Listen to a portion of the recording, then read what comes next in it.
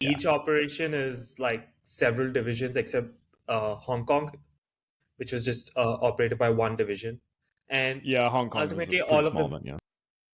and ultimately they all had to get to the Dutch East Indies because that was the key objective. It wasn't Singapore, it wasn't Malaysia, it wasn't the Philippines.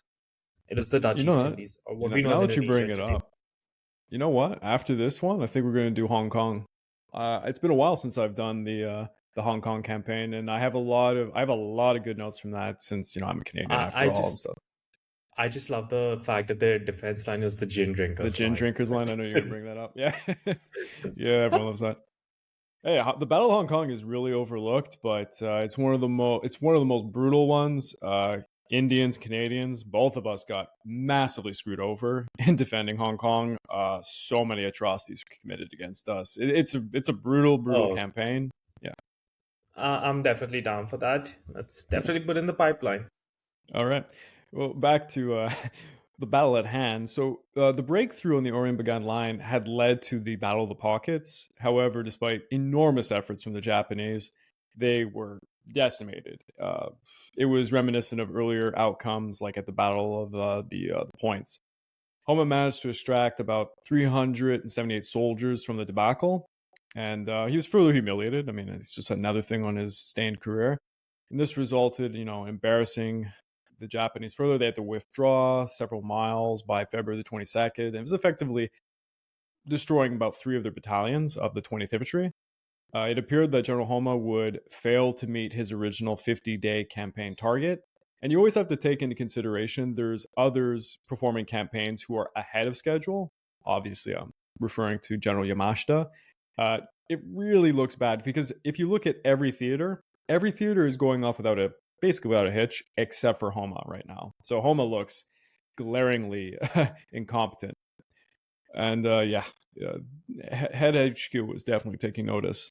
There had been two minor victories in January and February that revealed, how well constructed defenses could be to thwart the Japanese flanking maneuvers. Yet this lesson, it eluded even General MacArthur, who was failing to grasp that the enemy's flanking efforts could be swiftly turned against them and used to encircle his forces. He was basically just relying on the same defenses he had been from the beginning. But by late February, the sickness rate soared alarmingly. Bataan was amongst, one of the most malaria-infested regions in the world, and the supply of quinine pills had completely been depleted.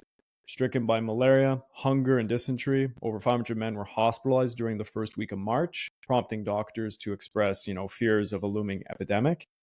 There was a lot of discussions about, a mile-long convoy filled with supplies and reinforcements, which was just a myth that MacArthur kind of allowed the troops to. I mean, to be blunt, he was telling the troops that, there was, what do you call it? The rescue was on the way. They didn't really believe him. There was nothing coming. It was impossible for the decimated U.S. Pacific Fleet to even think about coming over. But I do kind of also understand why he did it. It's at least his view of trying to Boost keep morale, of morale course. up. You have to. Apparently a lot of the Yeah, Filipino soldiers believed him. okay, I know Yeah, that, but it's it's still, sad.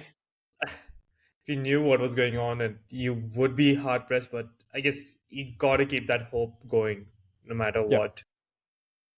I and think at this. if Oh yeah. I think if in the Aleutian Islands campaign video you mentioned, right? I think when the US divisions were attacking, the Japanese were so battered, but they still kind of held out to that hope of a rescue before their ultimate demise. I can't remember. I think it was a doctor's notes that you were Hmm. referring to in that episode. Yeah, I forget the name of the doctor. He wrote in his journal every single day of the plight of the front line and what he was seeing back in the medical facilities, and it's very thorough, the notes, and it really gives you like the flavor of what was the feeling amongst the troops. And there was this vain little hope that ships would have made it into the port to kind of sneak them out, and it was a complete blockade. There was never any chance the ships were going to get in. So yeah, it's a similar situation, you could say. Um, at this juncture, war correspondent Frank Hewlett penned what has become an infamous little song about what happened to those poor guys in Bataan. And I'm not going to sing it, but I'll quote it right here. It goes like this: "We're the battling bastards of Bataan. No mama, no papa, no Uncle Sam. No aunts, no uncles, no cousins, no nieces, no pills, no planes, or artillery pieces. And nobody gives a damn.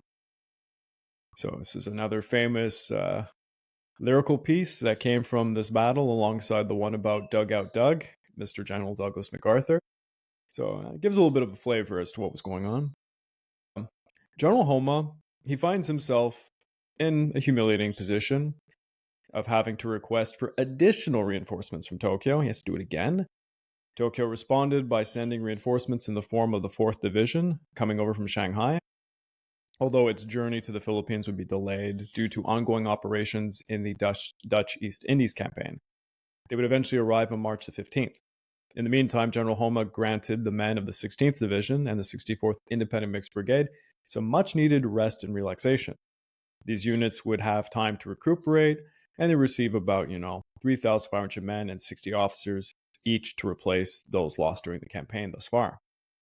Additional reinforcements would come from the Nagano detachment, led by Major General Nagano Kamichiro. I don't know if you had any notes on this individual. Unfortunately, it's quite difficult to find any notes I can Yeah, I would translate also imagine. for, but he was the 21st Division's commander, right? He's been a major general since October of 1941, and he would later even reach the rank of, lieutenant general, but that's like well towards the end of the war. Predominantly would be this was his, you could call it his last real command in the field, because afterwards he would be moved to reserve and staff roles. Yeah, The that's only going to major, happen under people under Homa. yeah, the only thing is he did arrange, which is later would be he would arrange for the surrender between, the Japanese forces and the U.S. forces led by Major General Edward King. Oh, yes, of course. That was, I'm not going to get into that right now, but that's pretty much his greatest accomplishment. Yeah. And for those curious, because I just remember it wasn't too long ago, we finished up the Pacific War week by week podcast series over at Kingston Generals.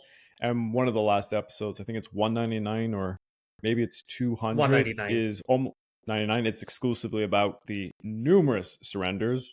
I found it didn't make for that much of an interesting part of the podcast, but I went over basically every single theater and regional command and who they surrendered to and kind of the outcomes and that.